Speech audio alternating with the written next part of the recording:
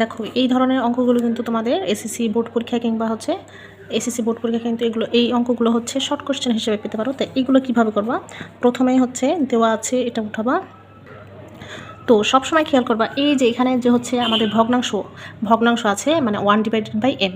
তো সবসময় খেয়াল করবা কি আমাদের এই যে বর্গ মানে বর্গসহ যে চলকটি এবং হচ্ছে 1 আছে সেটা সবসময় হচ্ছিল বাম পাশে রাখবা, আর বাকি যেটা আছে সেটাকে হচ্ছে ডান পাশে নিয়ে আসবা। আবার বলছি যেহেতু এখানে আমাদের যেটা মান চেয়েছে সেটা যেহেতু ভগ্নাংশ 1/m এরকম ভগ্নাংশ আছে, এই ভগ্নাংশ রূপটা পাওয়ার জন্য আমরা কী করবো, 1টাকে হচ্ছে বাম পাশে রাখবো এবং যেই চলকের সাথে স্কোয়ার আছে বর্গ আছে সেটাকে হচ্ছে বাম পাশে রাখবো।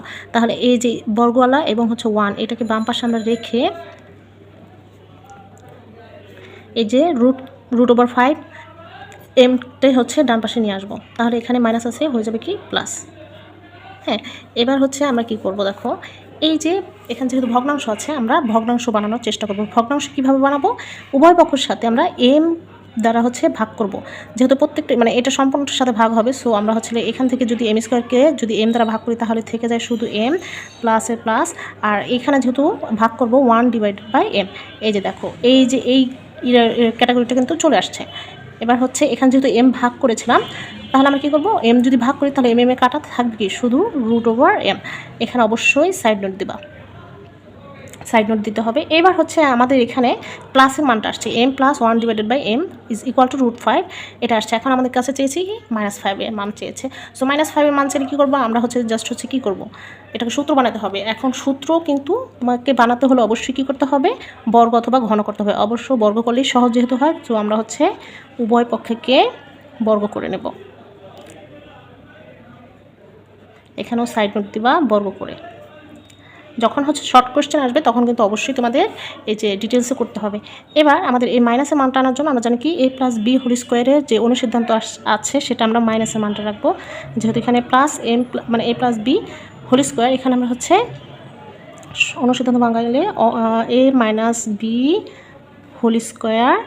Plus 4ab। যখন হোল স্কোয়ার অনুসিদ্ধান্ত কিন্তু 4ab, এখানে স্কোয়ার এবং রুটে কাটাকাটি থাকলে হচ্ছে শুধু 5।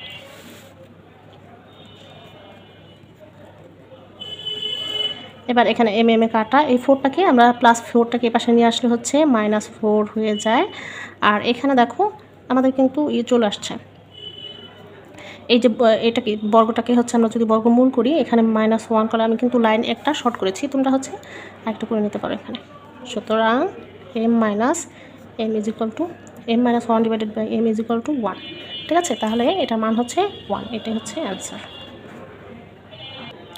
দেখো ওই আগেরটার টাইপেরই আরেকটা অঙ্ক হচ্ছে মানে একটু জাস্ট হচ্ছে তোমাদের ঘুরিয়ে দিবে।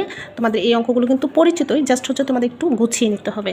যেমন এখানে দেওয়া আছে কি a = √4a-1। এখন আমাদের এটাকে এই যে √টা আছে এটাকে সরাতে হবে। এটা সরানো যায় কীভাবে, যদি আমরা বর্গ করি তাহলে আমরা লিখব, দেওয়া আছে দেখো এভাবে হচ্ছে √টা ওঠানোর জন্য আমরা কী করেছি, উভয় পক্ষকে বর্গ করেছি।